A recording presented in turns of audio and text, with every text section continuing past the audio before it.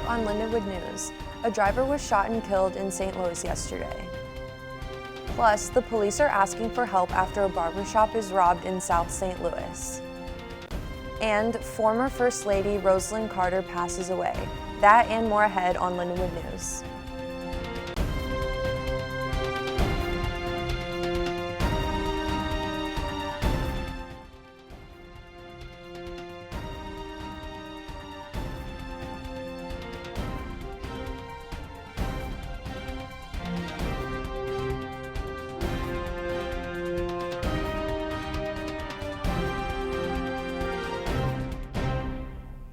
Welcome to this edition of Lindenwood News. I'm Annika Fick. Thank you for joining us. A driver was shot and killed on the Stan Musial Bridge late Sunday night. Police say the shooting happened in the eastbound lanes of Interstate 70 just before 11 p.m.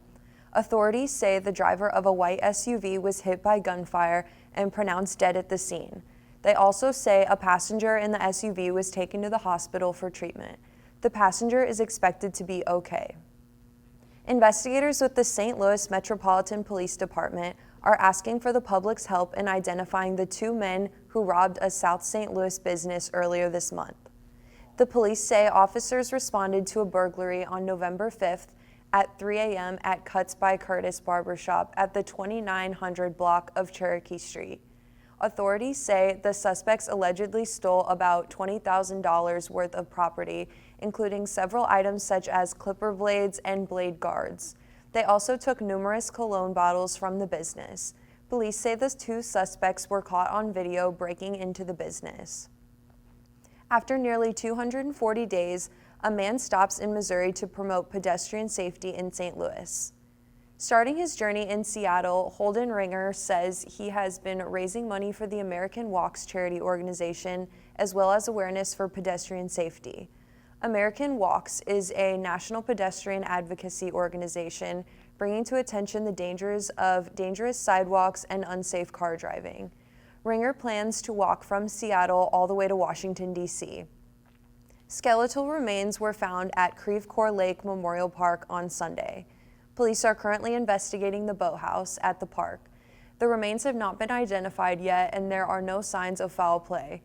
That being said, over the summer, police say 67-year-old Richard Engert went missing after his car was found at the lake. They haven't said yet if they think there is a connection between the remains and Engert. A tragedy has occurred in the Bahamas after a boat sinkage. More on that after the break.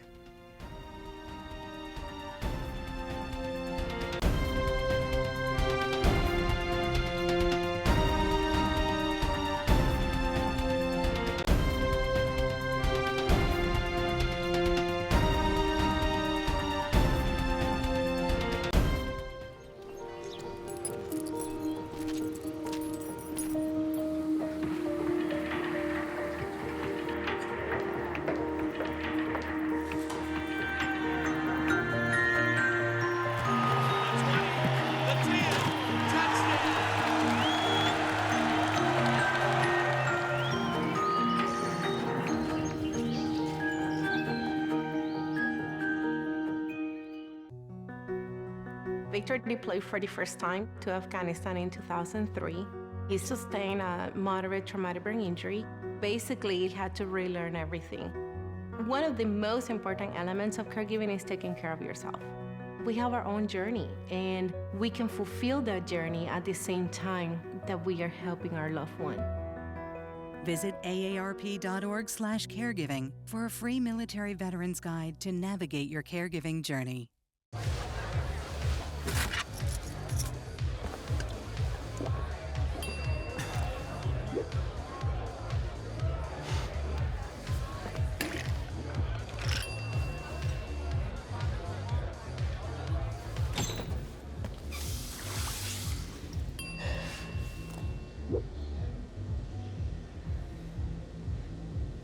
If you need to do something to feel okay to drive, you're not okay to drive. Don't drive buzzed.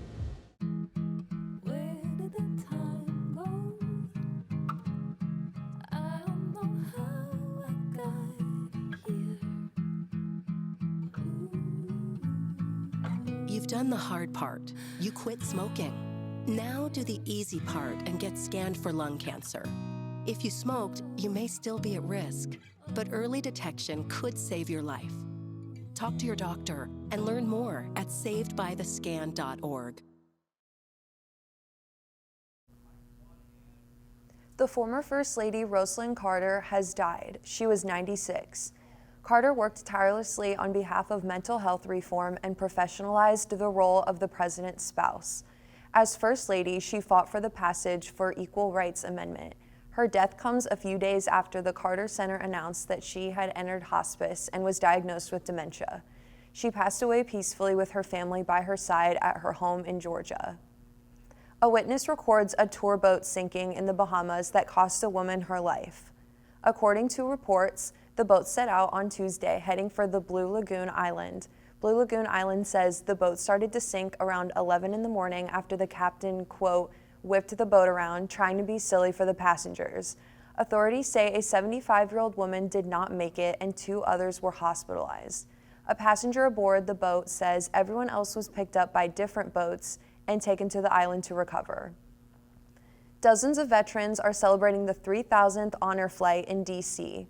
Over 60 veterans were flown out to the capital city and were greeted with applause and open arms. They spent the day visiting war memorials and other popular tourist attractions, all in the company of their loved ones. One veteran says many Vietnam veterans didn't get the proper welcome back home. This was well needed. That marked the last flight for the organization for 2023. Apple plans to allow apps from outside of the App Store to be downloaded on iPhones in 2024. The tech giant says users will be able to download apps that are not approved by the App Store, much like Android devices with Google Play. This means developers will no longer have to pay 15 to 30% for their app to be available for Apple devices. This update also means users will have more options on what can be on their devices. It's beginning to feel a lot like winter. Temperatures could be dropping this week. More details and our 5-day forecast after the break.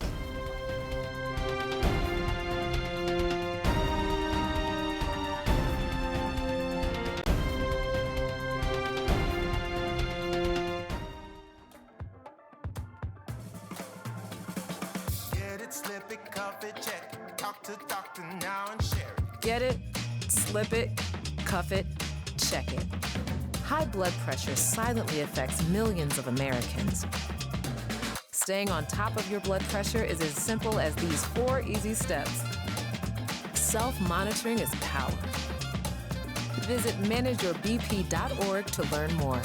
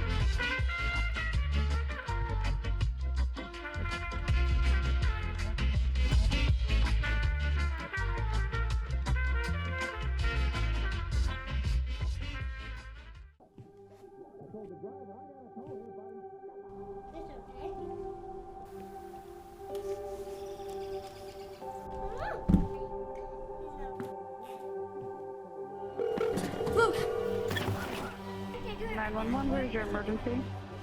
Everyone's on their way. What happened?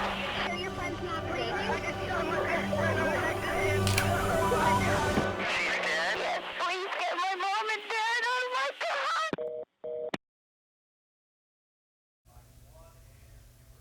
Let's take a look at our national map. Snow is moving in for northeastern states. This includes Michigan, Pennsylvania, and New York. Temperatures will start dropping in the Midwest as the week goes by.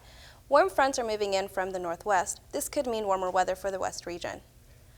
Now let's move it over to our local map. Starting off in St. Charles and the city of St. Louis with a high of 46, Maryland Heights with its high of 47. Moving on to O'Fallon with 46, leaving St. Peter's with 45. Now going to our 5-day forecast. Today our high is 46 and a low of 32. Sunny skies on Thursday with a high of 56. A little warmer on Friday with a high of 59. Going to the weekend on Saturday with a high of 55 and a low of 39. Dropping temperatures on Sunday with a high of 50 and a low of 34 and possible rainfall. That's it for weather. And coming up next in sports, the Blues lost to the Minnesota Wild on Tuesday. More on that after the break.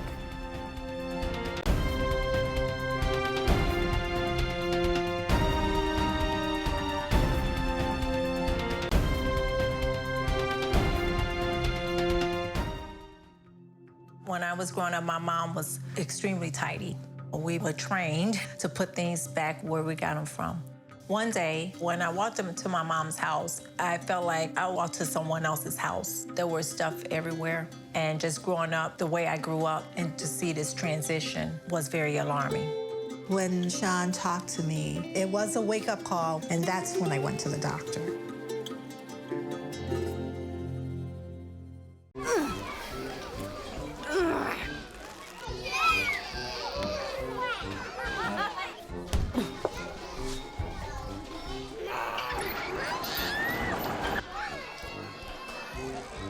If you love them enough to crawl into a play place to get them to come down, then surely you'll check nhtsa.gov/the right seat to make sure they're in the right car seat. When it comes to making plans, you are the best. Remember the best planned 90 minutes of your life? Or that surprise party for your parents' golden anniversary? You get the golden planning. The same way you plan each detail for those moments, start planning to protect you and your loved ones from a natural disaster. Sign up for local weather and emergency alerts. Prepare an emergency kit and make a family communications plan. Protecting your family is the best plan you can make.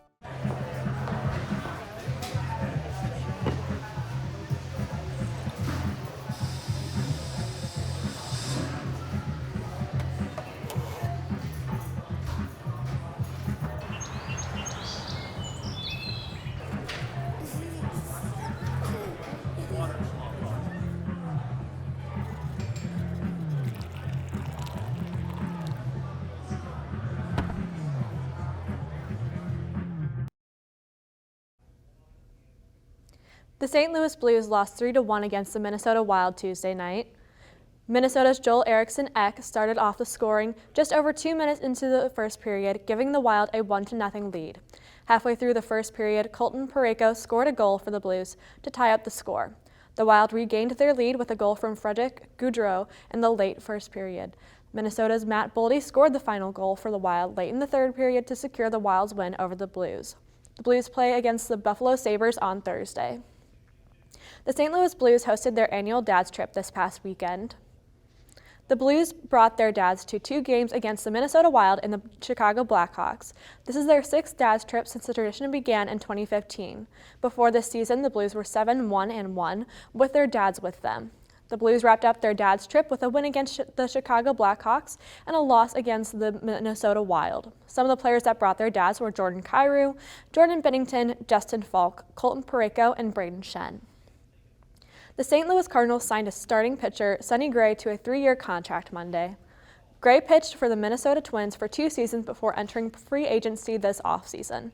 In his last 2 seasons, Gray started 56 games, had an ERA of 2.9, gave up only 19 home runs, and had 300 strikeouts over 303 innings pitched.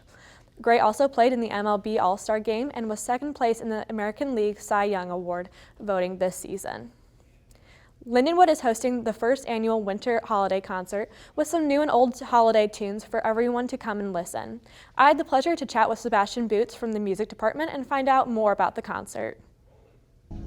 The most wonderful time of the year is coming up. Lindenwood University's music program is spreading the cheer by putting together a winterific concert for students and families to come enjoy. The holiday concert is coming up on November 28th, Tuesday, November 28th. At 7:30 p.m. in the Scheidegger Center for the Arts Lindenwood Theater. For the first time, Lindenwood University's music program is putting on an annual holiday concert that will display students' talents across all types of music. This is going to be a magical experience with all of your holiday favorites. It's going to be a concert comprised of the wind ensemble and a lot of the choirs, the choral groups from Lindenwood. We have the university chorus singing, we have the concert choir singing, voices only a cappella will be singing, our wind ensemble will be playing. We'll also do a joint portion of the concert with the wind ensemble and the choir, and the percussion ensemble will be featured as well as the brass ensemble. And there'll be like, something going on the stage, and then next thing you know, something's in the balcony going on, and then something's over here. So it'll be kind of a 360-degree experience. Lots of attendants are excited and looking forward to the concert as it puts a unique spin on holiday music. My favorite part of the holiday concerts is just the festive music that comes with it.